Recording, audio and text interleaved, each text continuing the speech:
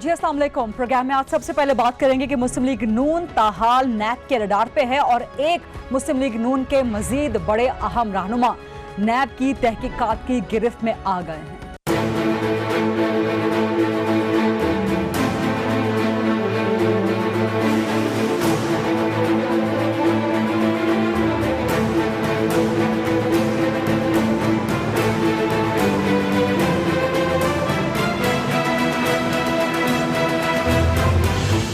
नवाज शरीफ को supreme court से और शहबाज शरीफ को लाहौर हाई कोर्ट से रिलीफ मिलने के बाद तवक्कुआत की जा रही थी कि शायद नून लीग के लिए जो एक तकलीफ का दौर है आर्जी तौर पे ख़त्म हो चुका है, लेकिन लगता ऐसा नहीं है। लगता है कि नून लीग के लिए रिलीफ हनूज दूर अस्त और लगता है कि नून लीग ताहाल नैब के रडार पे मौजूद है, क्योंकि आज एक और मुस्लिम लीग नून के बड़े रहनुमा और साबिक वफाकी वज़ीर ख्वाजा आसिफ के खिलाफ नैब ने इंक्वायरी का आगाज कर दिया है आमदन से ज़ायद असासे और मुबैना मनी लॉन्ड्रिंग के हवाले से। और आपको याद दिला दें कि ये वही केस है जिसकी दरखास्त लेके उस्मान डार पाकिस्तान तहरीक इंसाफ के सीनियर रहनुमा और अब वज़ीर आज़म के मुशीर वो गए थे नैब में मार्च 2018 में, और दिसंबर 2018 में उस्मान डार ने नैब को ख्वाजा आसिफ के आमदन से ज़ायद असासों और मुबैना मनी लॉन्ड्रिंग के हवाले से कुछ सबूत, कुछ दस्तावेजात भी फराहम की थी। अब नैब ने इस सारी पटारी को खोला है, ख्वाजा आसिफ के खिलाफ तहकीकात का आगाज किया है। तो ये तहकीकात कहाँ तक जाती हैं, ख्वाजा आसिफ क्या खुद को क्लियर करवा सकेंगे या नहीं करवा पाएंगे, ख्वाजा आसिफ का सियासी मुस्तकबिल क्या है, और अगर ख्वाजा आसिफ भी नैब की सख्त पकड़ में, सख्त गिरफ्त में आ जाते हैं तो उसके बाद नून लीग के सियासी मुस्तकबिल में इसके असरात क्या होंगे और उस्मान डार क्या इस बार ख्वाजा आसिफ के खिलाफ कामयाब हो सकेंगे। इसी हवाले से मजीद बात करेंगे। मेरे साथ हैं पाकिस्तान मुस्लिम लीग नून के सीनियर रहनुमा और साबिक वजीर जनाब राना सनाउल्लाह साहब, और मेरे साथ मौजूद हैं उस्मान डार साहब, पाकिस्तान तहरीक इंसाफ के सीनियर वजीर हैं, वजीर आज़म के मुशीर भी हैं। सबसे पहले उस्मान डार साहब से सवाल। डार साहब, आप ख्वाजा आसिफ का पीछा नहीं छोड़ रहे थे, पहले आपने उन्हें नाअहल करवाने की कोशिश की, फिर उनके कारोबार की तफसीलात आपने पहुंचाई इदारों के पास, नैब के पास पहुंच गए आप मुबैना मनी लॉन्ड्रिंग वगैरह के लिए। तो अब नैब ने बुला लिया है, क्या इस बार आप कामयाब होंगे ख्वाजा आसिफ के खिलाफ? देखिए रीदा, मैं कोई ज़ाती दुश्मनी पे ख्वाजा साहब के पीछे पीछा नहीं कह रहा। मैं तो हर उस करप्ट शख्स का पीछा करूंगा जो मेरा मानना है कि इसने मेरे मुल्क को लूटा है। 4 अप्रैल को आसफ अली जरदारी साहब के भी खिलाफ मैं पिटिशनर हूँ, वो भी तारीख लग चुकी है, 62(1)F का केस है, और मेरा मानना है कि मेरिट पे इंशाल्लाह फैसला होगा और उनकी भी जो नहली है वो तो आप समझते हैं कि आप आसिफ जरदारी, ख्वाजा आसिफ दोनों को ले डूबेंगे? ये मेरी एक कह लें मेरा ईमान है। देखें, दोनों पे मैं बात कर सकता हूँ। पहले मैं ख्वाजा साहब पे बात करता हूँ। एक तो मैं नैब के इस फैसले का आज खैर मकदम करता हूँ। मैंने एक बतौर जिम्मेदार पाकिस्तान शहरी की हैसियत से ख्वाजा साहब के खिलाफ एक जदोजहद की है। मेरा मानना था, देखिए ये एडमिटेड फैक्ट्स हैं, ये कोई इल्ज़ामात नहीं है। उनका बायर असासा है बतौर बिजनेस रेस्टोरेंट, ये खुद उन्होंने इस्लाम उधर लाहौर हाई कोर्ट में खुद एडमिट किया हुआ है। लेकिन यहाँ कोई मनी ट्रेल नहीं है, पैसा बाहर कैसे गया, वो असासा एस्टेब्लिश कैसे हुआ। उसके बाद जो उनके फॉरेन अकाउंट्स थे जो उन्होंने अकामा की आड़ में खोल रखे थे, और जो वो सैलरी बता रहे थे 9,000 दिरहम थी, बाद में फिर 30,000 हो जाती है और 50,000 हो जाती है, लेकिन जो उनके बाहर फॉरेन अकाउंट्स सामने आते हैं उनके अंदर जो अमाउंट बिलखसूस जो 5-5 लाख दिरहम तक कैश काउंटर पे जमा हो रहा था, करोड़ों मालियत के वो जो अकाउंट्स जो उनके एडमिटेड फैक्ट हैं वो मानते हैं। ये मेरा आपने इल्जाम लगाया कि 2010 में 340 मिलियन की रिमिटेंस हुई, 2011 में 3.8 मिलियन की रिमिटेंस हुई, 2012 में 6.8 मिलियन की रिमिटेंस हुई, और इसमें से कोई 15 मिलियन डिविडेंड के तौर पे ख्वाजा आसिफ ने तस्लीम भी किया, सब कुछ, लेकिन ये इनकम टैक्स रिटर्न्स में नहीं था। बिल्कुल नहीं था। और to be honest I was expecting, जब सुप्रीम कोर्ट में केस गया तो मैं ये उम्मीद कर रहा था कि सुप्रीम कोर्ट इनके ऊपर JIT बनाएगी, बाकायदा इन्वेस्टिगेशन होगी। वो इसलिए कि ख्वाजा साहब आम आदमी नहीं थे इस मुल्क के, वो उस वक्त वजीर दफा भी रह चुके थे, वाटर एंड पावर के मिनिस्टर भी रह चुके थे, फॉरेन मिनिस्टर थे आपके। जब आपका वजीर खारजा बाहर इतने लंबे चौड़े अकाउंट रखे ہوں, پیسہ ٹرانسفر ہو رہا ہو, تو انویسٹیگیشن ہونی چاہیے. اور یہ کوئی انٹرنیٹ سے ڈاؤن لوڈ کیے ہوئے ڈاکومنٹ نہیں تھے اور ایڈمیٹڈ فیکٹس ہیں. میں تو یہ امید کر رہا تھا کہ جے آئی ٹی بنے گی, سارا ایک انویسٹیگیشن ہوگی, اور اگر یہ بتانے میں کامیاب ہو جاتے ہیں کہ میں نے جائز طریقے سے, حلال طریقے سے یہ سارے اثاثے باہر بنائے ہیں, آپ معافی مانگیں تو میں معذرت کر لوں گا. لیکن میرا یہ ماننا ہے, معافی مانگیں گے اور قوم سے بھی معافی مانگیں گے. دیکھیں خواجہ صاحب سے بھی مانگ لوں گا, قوم سے بھی مانگ لوں گا, لیکن میرا یہ ماننا ہے اگر ان کے پاس منی ٹریل ہوتی, اگر یہ بتا سکتے تو یہ اسلام آباد ہائی کورٹ میں بھی بتاتے, سپریم کورٹ میں بھی دیتے. انہوں نے وہ سورس آف انکم یا منی ٹریل نہیں دی, یہ پیسہ آیا کہاں سے ہے. اوکے, میں رانا صاحب کو ذرا ڈسکشن میں انکلوڈ کر لوں. السلام علیکم رانا ثناء اللہ صاحب, کیا کہیں گے آپ؟ دیکھیں, ہم نے نیب کے ہر اس رویے کو جو غلط تھا اس کو غلط کہا ہے, ٹھیک, اور اگر اچھا ہوگا تو اس کو جو ہے وہ اچھا بھی کہیں گے. لیکن رانا صاحب اس کا مطلب آپ جو اس کا مطلب یہ بھی نہیں ہے کہ نون لیگ کو کوئی نیب سے ریلیف مل گیا.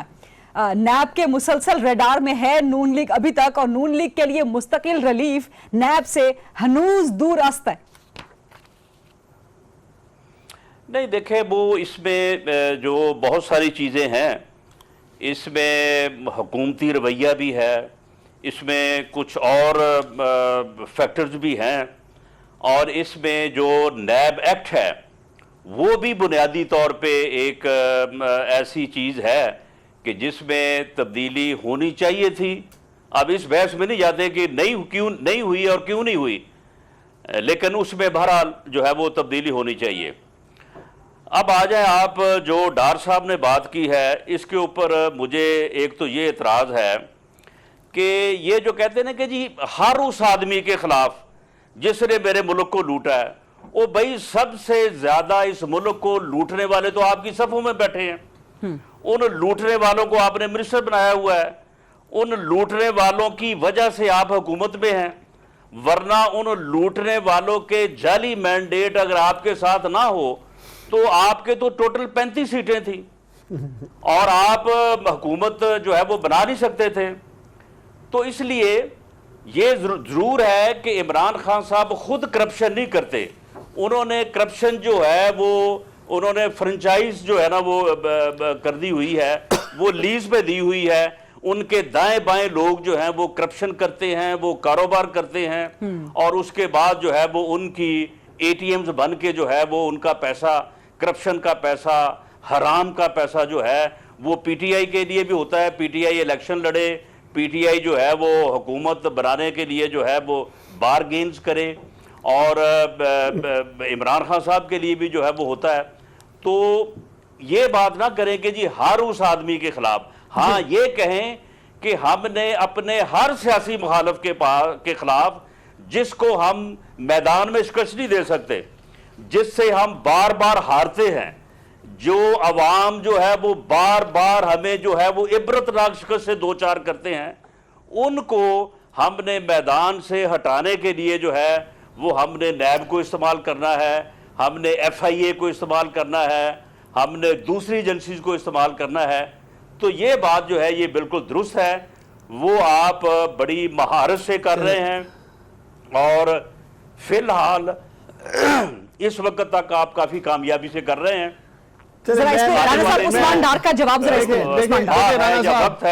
اس پہ مجھے کم از کم یہ ضرور خوشی ہے کہ میں نے ہر محاذ پر خواجہ آصف کا مقابلہ کیا, چاہے وہ الیکشن کا میدان تھا, چاہے وہ اور ہر محاذ پہ آپ ہارے ہیں. اب سن تو لیں حوصلے کے ساتھ جو میں بات کرنے لگا ہوں.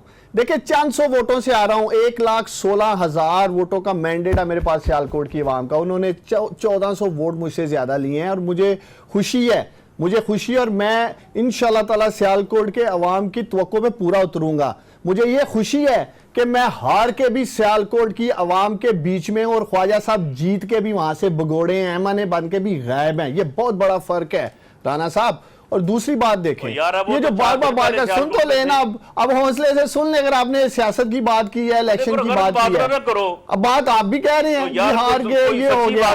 میں نے تو ہار تسلیم نہیں کی. میں یہ سمجھتا ہوں کہ سیالکوٹ کے لوگوں نے مجھے جیت کا ووٹ دیا, میں ان کی خدمت کر رہا ہوں, ہار کے خدمت کر رہا ہوں. رانا صاحب باغا نہیں ہوں, عوام میں ہوں. خواجہ صاحب کہاں ہیں؟ خواجہ صاحب تو نظر ہی نہیں نہیں، آپ کو آتے، کوئی حق نہیں لیڈرشپ پہنچتا پکڑی خدمت جاتی ہے، کرنے وہ کا۔ نیو یارک 7th ایونیو کی اسٹریٹ پہ وہی مستی کر رہے ہوتے ہیں، پورے سوشل میڈیا پہ ان کی تصویریں ہیں۔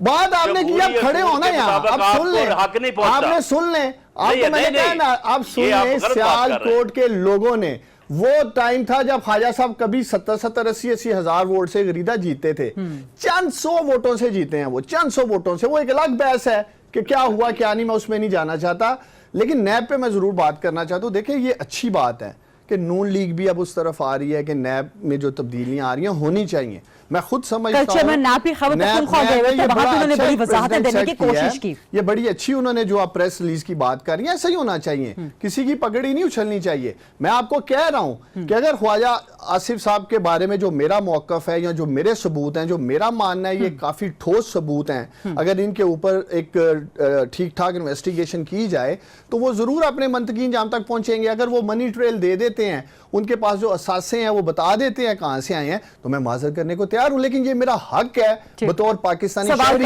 کہ میں جدوجہد کروں۔ ایک مجھے 10 سیکنڈ دیں، آصف علی زرداری صاحب پہ میں بات کرنا چاہتا ہوں۔ دیکھیں یا تو ہم یہ 62 63 ختم کر دیں، اگر ہم نے 62(1)(f) پہ جو لوگ مس ڈیکلریشن کر رہے ہیں، ان کا نیو یارک میں اپارٹمنٹ ہے، ڈیکلیئرڈ نہیں ہے، کروڑوں کی وہ جائیداد ہے، یہ آخری ٹیکس انہوں نے یہ مارچ میں دیا ہے ابھی، اگر وہ پراپرٹی ان کے نام پہ نہیں ہے، ٹیکس کیوں دے رہے ہیں؟ پارکنگ لاٹ کروڑوں روپے کی ان کے نام پہ نکلی ہے، نہیں لیکن 62(1)(f) پہ جہانگیر ترین بھی نااہل ہیں، اور وہ آپ کے کابینہ اجلاس میں بیٹھے ہوتے ہیں، وہ آپ کے پارٹی اجلاسوں کی صدارت کر رہے ہوتے ہیں، وہ پورا پنجاب چلا رہے ہیں، خاص طور پہ پورا صدر پنجاب چلا رہے ہیں۔ وہ الگ ڈیبیٹ ہے، وہ کیا کر رہے ہیں، لیکن وہ نہل تو ہوئے نا۔ نہیں وہ الگ ڈیبیٹ نہیں ہے نا، وہ یہی ڈیبیٹ ہے۔ دیکھیں 62(1)(f) پہ وہ نہل ہوئے، تو میں یہی ایکسپیکٹ کر رہا ہوں، جو میں نے آپ کو کہا ہے کہ انشاءاللہ تعالی میرا ماننا ہے کہ یہ کیس جو ہے میرا آصف علی زرداری صاحب کے خلاف یہ بالکل اوپن اینڈ شٹ اور میرٹ پہ ہے۔ آصف زرداری کا بھی اور خواجہ آصف والا بھی۔ مجھے پہلے بھی جسٹس عطر منیلا صاحب نے انصاف دیا ہے، میں انہیں سلوٹ کرتا ہوں، اور انشاءاللہ تعالی یہ کیس بھی وہی سن رہے ہیں، اور مجھے پوری امید ہے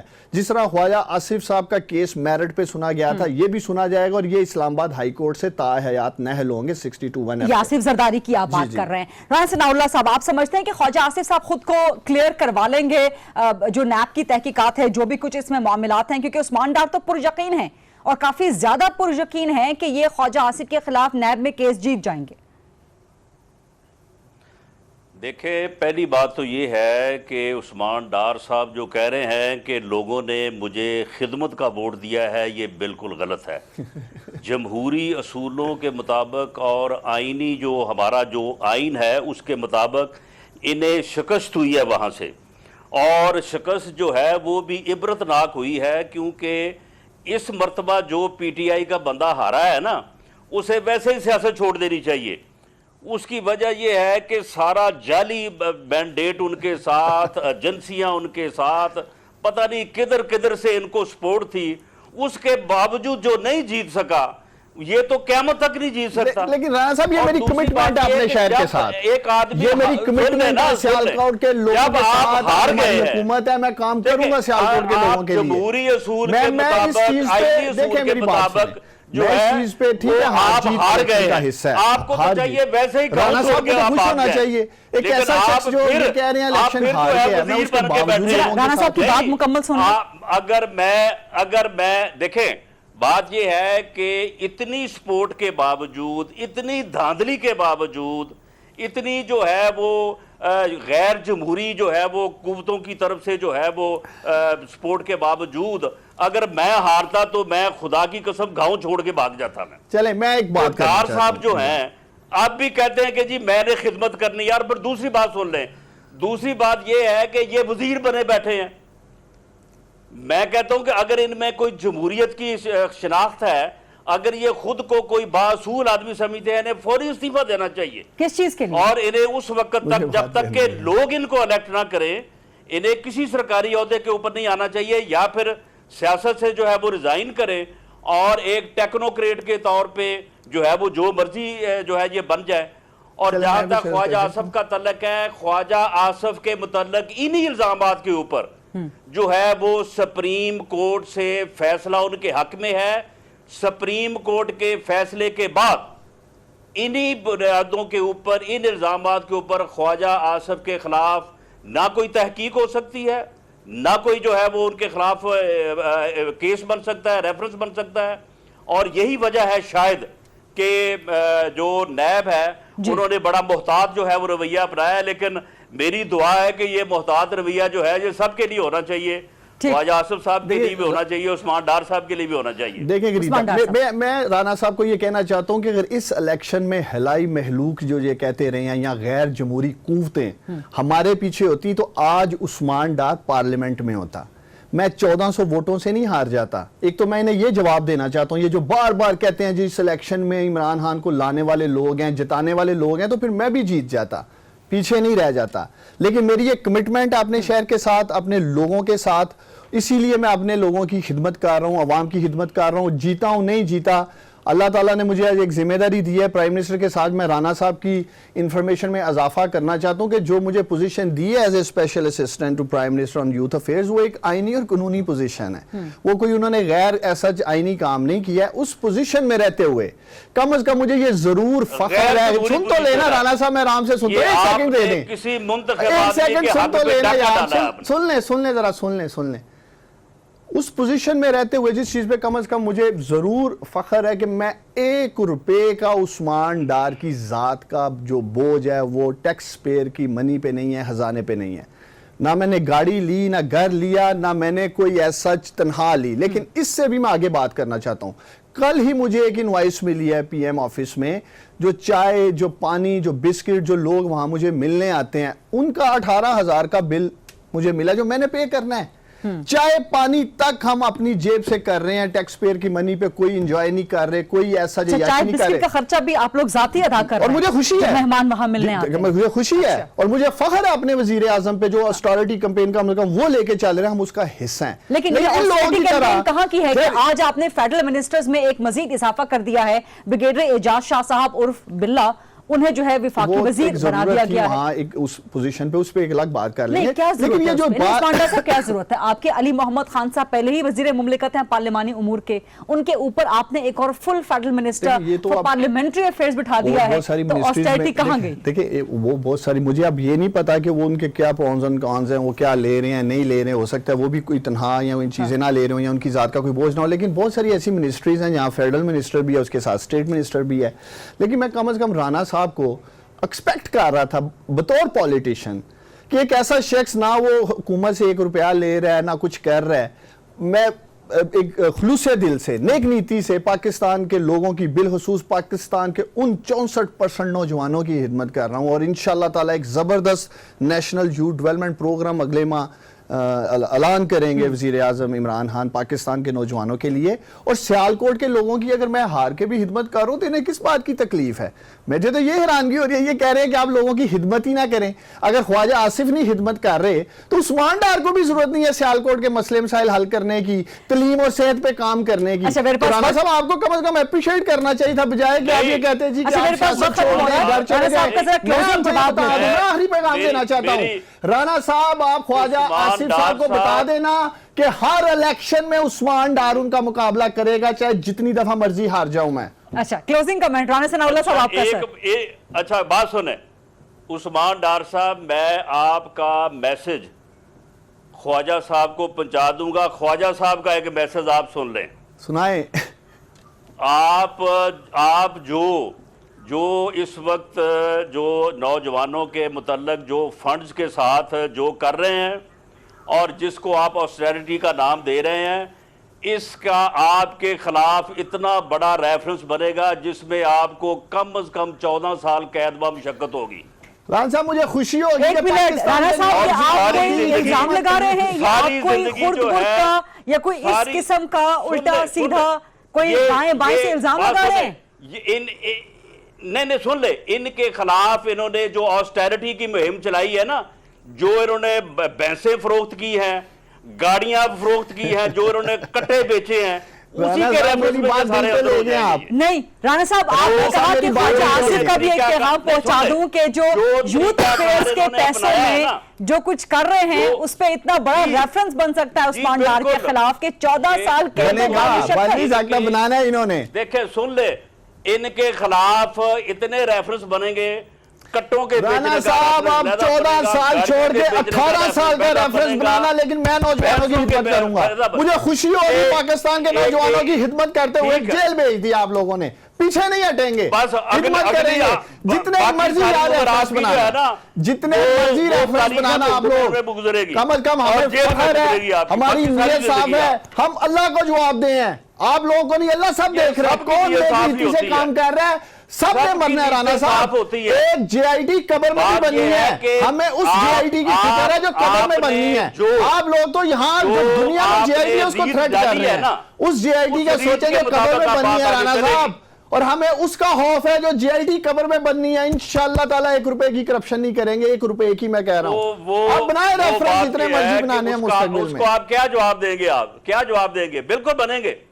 جو ریت دیکھیں غریدہ، میں یہ آپ کو بتا دوں جی رانا صاحب کلوزنگ کمنٹ، میرے پاس ٹائم بالکل ختم ہو گیا. اب جو سن لیں، جو روایت وکٹمائزیشن کی عثمان ڈار صاحب کی جماعت نے اور ان کے لیڈر نے شروع کی ہے، اب اسی کے اوپر جو ہے وہ آگے بات چلے گی اور ان کے خلاف بھی سارے ریفرنس بنے گے. بہت بہت شکریہ، تو کریں گے نا. بہت بہت شکریہ. آپ کے لیڈر کی تو سیاست ہمیشہ کے لیے بند ہو گئی ہے میاں نواز شریف. بہت بہت شکریہ رانا ثناء اللہ صاحب، بہت بہت شکریہ عثمان ڈار صاحب. یہ ایک ہیٹڈ ڈیبیٹ آپ نے دیکھی، لیکن اس کیس کو ہم فالو اپ مسلسل رکھیں گے. عثمان ڈار صاحب کو، رانا ثناء اللہ صاحب کو آگے چل کے بھی زحمت دیتے رہیں گے. فی الحال پروگرام میں ایک چھوٹی سی بریک، اور بریک کے بعد جب ہم واپس آئیں گے تو بات کریں گے وزیر اعظم کا ہنگامی دورہ بلوچستان اور سندھ کیا کسی سیاسی دباؤ کا نتیجہ ہے. اس پہ بات کریں گے تفصیل کے ساتھ، بلوچستان کے سیاسی رہنماؤں کے ساتھ، اور سندھ کے حوالے سے بھی بات کریں گے آفٹر ویری شارٹ بریک.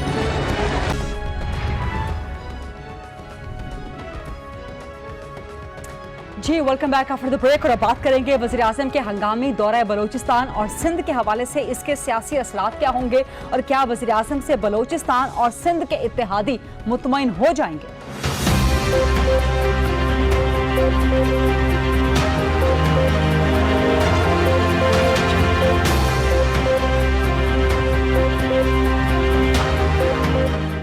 اسی حوالے سے بات کریں گے بلوچستان کی ترقی کے حوالے سے، خوشحال بلوچستان کے پیکج کے حوالے سے.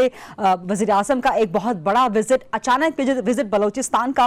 میرے ساتھ ہیں حکومت کے اتحادی بلوچستان کی ایک بڑی اپوزیشن جماعت کے سربراہ، بی این پی مینگل کے سربراہ جناب سردار اختر مینگل صاحب. السلام علیکم سردار اختر مینگل صاحب، بہت شکریہ پروگرام کے لیے وقت نکالنے پہ. وزیر اعظم نے چند دن پہلے سر آپ سے ملاقات بھی کی، جو آپ کے تحفظات تھے، جو آپ کے 6 نکات تھے، جو ابھی تک 8 مہینوں میں پورے نہیں ہو سکے، اس پہ آپ سے گفتگو بھی رہی. اور آج وزیر اعظم بلوچستان کے ہنگامی دورے پہ تھے. گوادر میں انٹرنیشنل ایئرپورٹ کا افتتاح کر دیا، بلوچستان کے ایک ہاسپٹل کا، بڑے ہاسپٹل کا افتتاح کر دیا، کوئٹہ سے یوب تک سڑک کا افتتاح کر دیا. اس کے علاوہ بلوچستان کو خوشحال بلوچستان پیکج کے تحت بڑے بڑے منصوبوں کا اعلان ہوا، کچھ بڑے بڑے منصوبوں کا آغاز ہوا. آپ مطمئن ہیں سر ان سب چیزوں سے؟ آج بھی بڑی خوش آئندہ بات ہے کہ بلوچستان میں جو ہے انقلابی تبدیلیاں لانے کے فیصلے کیے جا رہے ہیں. صرف بات یہ ہمیں سمجھنی چاہیے کہ یہ اعلانات محض اعلانات تک رہیں گے یا اس پر عملی کام بھی ہوں گے ان پہ. کیونکہ اگر ماضی کو دیکھا جائے تو ماضی میں بھی اعلانات کافی ہوئے ہیں. آپ نے دیکھا ہوگا اسی جو روٹ کا افتتاح بھی کیا گیا تھا، باقاعدہ اس کا اعلان بھی کیا گیا تھا. لیکن اور میں نے پہلے بھی گیا، جو لوگ گئے تھے وہاں پر اس کا افتتاح کرنے کے لیے ان کے اتحادی جماعتیں، میں نے اس وقت ان کو کہا تھا کہ جی آپ لوگوں کو ماموں بنایا جا رہا ہے. اور آج پھر میں یہ کہنے پہ حق باجانب ہوں گا کہ وہ تو ماموں بن گئے لیکن بانجے بیچارے ابھی تک رو رہے ہیں. اگر واقعتاً بلوچستان میں کوئی انقلاب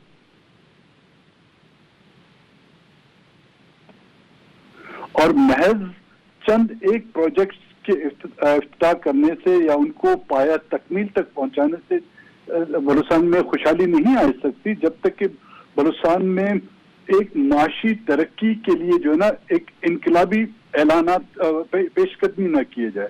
اور اس کے ساتھ ساتھ ایک جو سیاسی پرابلم ہے اور معاشی بلوچستان کی جو بدحالی ہے اس کو ختم کرنے کے لیے یہ میرے خیال میں وہ اونٹ کے منہ میں جو ہے زیرے کے برابر ہوں گی. آپ کی جو وزیر اعظم صاحب سے ملاقات ہوئی تھی اس میں وزیر اعظم صاحب نے ایک بار پھر آپ کو کیا یقین دہانیاں کروائیں، اور اب تک 8 مہینے تو آپ نے یقین دہانیوں پر ہی صرف کر دیے ہیں۔ میں نے آپ کا 2 بار انٹرویو کیا ہے، آپ ہمیشہ فرماتے ہیں کہ ہم کم از کم 1 سال دینا چاہتے ہیں حکومت کو کہ وہ اپنے وعدے پورے کرے۔ تو جو آپ کے 6 نکات ہیں جو آپ بطور اتحادی آپ کے ساتھ وزیر اعظم عمران خان کے وعدے ہیں، وہ کہاں تک پہنچے، یا آپ 1 سال مزید وزیر اعظم کی زبانی یقین دہانیوں پہ گزار سکتے ہیں؟ بی دیکھیں، جو بھی معاہدات ہیں ان کو پائے تکمیل تک پہنچانے کے لیے یا ان کو امپلیمنٹ کرنے کے لیے کچھ ہونی چاہیے، اور اس پلاننگ کے لیے آپ کی ایک ٹیم ہونی چاہیے جس کا تذکرہ، جس کی ڈیمانڈ ہم نے روز اول سے کی تھی کہ ایک کمیٹی بنائی جائے جو دونوں پارٹیوں کی طرف سے ہو، جس میں بلوچستان نیشنل پارٹی اور تحریک انصاف کے جو وزراء ہیں ان سے پر مشتمل ایک کمیٹی بنائی جائے جو ڈے ٹو ڈے نہیں تو کم سے کم ہفتے میں ایک بار یا مہینے میں ایک بار بیٹھیں کہ جو ڈیمانڈز ہم نے رکھی ہوئی ہیں ان میں ہرڈلز کیا ہیں، وہ کیوں پورے نہیں ہو رہی، اگر ہوئی ہیں تو کتنی % اس پر عمل درآمد ہوا ہے۔ لیکن آپ کو حیرانگی ہوگی کہ 7 مہینوں میں ابھی تک جو کمیٹی نہیں بنی، تو اگلے 4 مہینوں میں اس پر امپلیمنٹیشن کیسے ہو سکتی ہے اور کیوں ہو سکتی ہے؟ اسی مسئلے کو ہم نے حکومت کو اپنا اتحاد دیتے رہیں گے، آپ کب تک حکومت کا ساتھ دیتے رہیں گے؟ ہم نے تو کمٹمنٹ کی تھی 1 سال کی، اور لگتا ایسا ہے کہ حکومت جو اس میں اس کی جو دلچسپی یا اس کی سیریسنیس کا جو اندازہ ہم لگا رہے ہیں، شاید ان کو ہماری ضرورت نہیں پڑ رہی۔ تو سردار صاحب 1 لاسٹ کوسچن آپ سے کہ 4 مہینے آپ کے 1 سال کی کمٹمنٹ میں 4 مہینے باقی ہیں، دیٹ مینس کہ جون جولائی تک، تو جون جولائی یا اگست میں آپ حکومت سے اپنا اتحاد وڈرا کر سکتے ہیں؟ میڈم دیکھیں، ہمارا اتحاد جو ہوا تھا ان نکات پر، اگر وہ نکات امپلیمنٹ نہیں ہو سکتے تو پھر میرے پاس جوازی کیا رہتا ہے کہ میں اور ہمارے جو ساتھی ہیں وہ حکومت کا ساتھ دیں۔ بہت بہت شکریہ سردار اختر مینگل صاحب، بلوچستان کے حوالے سے، بلوچستان کے صورتحال کے حوالے سے، حکومت کا بطور اتحادی ساتھ دینے کے حوالے سے ہم سے خصوصی طور پہ بات کر رہے تھے۔ ایک چھوٹی سی بریک لیتے ہیں اور بریک کے بعد بات کریں گے سندھ کے حوالے سے، وزیر اعظم کا ہنگامی دورہ سندھ کیا وہاں کے اتحادیوں کو مطمئن رکھ پائے گا، جوڑ کے رکھ پائے گا؟ بات کریں گے after a short break. Break پہ جانے سے پہلے ہم نے بلوچستان کے حوالے سے بات کی تھی، اب بات کرتے ہیں وزیر اعظم کا جو second league of the visit ہے سندھ کے دورے کے حوالے سے۔ میرے ساتھ ہیں سینئر صحافی اور تجزیہ کار مظہر عباس صاحب۔ السلام علیکم مظہر عباس صاحب، بہت شکریہ پروگرام کے لیے وقت دینے پہ۔ وزیر اعظم کا ہنگامی دورہ بلوچستان اور دورہ سندھ، بلوچستان میں خوشحال بلوچستان پیکج کے تحت بڑے بڑے منصوبوں کا اعلان کیا ہے، آغاز کیا گیا ہے۔ اب سندھ میں آ کر بھی وہ ظاہر ہے سندھ کے عوام کے لیے کچھ منصوبوں کا اعلان کریں گے، خاص طور پہ کراچی کے عوام کو مطمئن کرنے کی کوشش کریں گے، اپنے اتحادیوں کو مطمئن کرنے کی کوشش کریں گے۔ کیا یہ وزیر اعظم کے ہنگامی دورے بلوچستان اور سندھ میں اتحادیوں کے ساتھ، عوام کے ساتھ کنیکشن، کیا یہ کسی سیاسی دباؤ کا نتیجہ ہے مظہر عباس صاحب؟ دیکھیے، ان کو سچ کوئی دباؤ کا تو سامنا نہیں ہے، لیکن یہ ظاہر ہے اپوزیشن کے اپنی اسٹریٹجیز ہوتی ہیں، گورنمنٹ کی اپنی کاؤنٹر اسٹریٹجیز ہوتی ہیں۔ عمران خان یہ ضرور سمجھ رہے ہیں کہ ان کی حکومت ظاہر ہے کوئی بہت اسٹرانگ فوٹنگ پہ نہیں ہے، وہ اپنے اتحادیوں کے بلبوتے پہ ہی کھڑی ہے ان کی حکومت، اور ان کو وہ چاہتے ہیں کہ اپنے اتحادیوں کو آگے ساتھ لے کے چلیں۔ ابھی بلوچستان کا جو انہوں نے دورہ کیا اس سے کوئی 2-3 دن پہلے ان کی سردار اختر مینگل سے ملاقات ہوئی تھی، کیونکہ اختر مینگل صاحب کو بھی بہت سے تحفظات تھے ان کے ساتھ، کیونکہ 3 اتحادی ان کے ایسے ہیں کہ جن کے ساتھ عمران خان نے تحریری معاہدے کیے ہوئے ہیں۔ MQM پاکستان کے ساتھ بھی تحریری معاہدہ ان کا ہے، اسی طریقے سے جو اختر مینگل صاحب کی جماعت ہے ان کے ساتھ بھی تحریری معاہدہ ہے، پھر مسلم لیگ کاف کے ساتھ بھی ان کی ایک انڈرسٹینڈنگ ہے، اور جنوبی پنجاب محاذ کے ساتھ بھی۔ تو 4 اتحادیوں کی بنیاد پر اس وقت پاکستان تحریک انصاف کی خاص طور پہ پنجاب میں اور مرکز میں جو حکومت ہے اور بلوچستان میں جو اتحادی حکومت ہے وہ ان 4 اتحادیوں کے بلبوتے پہ ہے۔ لیکن ان کے ساتھ انہوں نے جو وہ ایگریمنٹس کیے ہیں PMLQ کے ساتھ، ان کی بیچ میں ایک مس انڈرسٹینڈنگ ہوئی تھی، ان کے تحفظات تھے، PMLQ کے ایک صوبائی وزیر نے استعفیٰ دے دیا تھا، پھر ان کو بیٹھنا پڑا، اور PMLQ میں اور خاص طور پہ پنجاب کے اندر لگتا ہے یہ کہ PMLQ کو بہت زیادہ جو ہے اس وقت سپورٹ حاصل ہے اور P M L Q practically اس وقت ڈومینیٹ کر رہی ہے پنجاب حکومت کو. عثمان بزدار صاحب کو بھی وہی لے کے چل رہے ہیں اور ان کے راجہ بشارت صاحب جو ہیں ان کے بھی پی ایم ایل کیو کے سخا صاحب کے پاس کو ایک سیاسی اپوزیشن کے سیاسی دباؤ کا تو سامنا نہیں ہے لیکن اپنے اتحادیوں کے دباؤ کا ضرور سامنا ہے. 7-8 مہینے ہو گئے ہیں, وہ سمجھتے ہیں کہ ان کے ساتھ جو ایگریمنٹس ہوئے تھے اس پہ پوری طریقے سے امپلیمنٹ نہیں ہو رہا, تو اس لیے عمران خان صاحب اس سے پہلے کہ چیزیں اور زیادہ خراب ہوں اپنے اتحادیوں کے ساتھ, وہ یقیناً اپنے اتحادیوں کو مطمئن کرنے کی کوشش کر رہے ہیں اور ساتھ میں اپنا جو ان کا جو بیانیہ ہے اس کو بھی آگے بڑھانے کی کوشش کر رہے ہیں. انہیں اندازہ ہے اس چیز کا کہ پاکستان پیپلز پارٹی کی سندھ میں بڑی قوت ہے, وہ گھوٹکی بھی گئے ہیں, اس سے پہلے بھی انہوں نے آ کے سندھ میں, لیکن پاکستان تحریک انصاف کراچی سے باہر سندھ کے اندر ان کی بہت زیادہ جو ہے وہ پذیرائی نہیں حاصل ہے ان کو, اور انہوں نے سیاسی طور پہ ان کی جماعت نے اندرون سندھ بہت زیادہ کام نہیں کیا. وہ پھر اپنے اتحادیوں کو جو اندرون سندھ ان کے اتحادی ہیں جی ڈی اے کی شکل میں, انہی کے سہارے وہ لے کے آگے چل رہے ہیں. جی بہت بہت شکریہ آپ کا. سینئر صحافی تجزیہ کار مظہر عباس صاحب بتا رہے تھے کہ وزیر اعظم کے دورہ سندھ کے اثرات, اس کا مطلب, اس کا مقصد کیا ہو سکتا ہے. یہ تھا آج کا پروگرام, دیکھنے کا بہت شکریہ. I'll see you tomorrow. اللہ حافظ.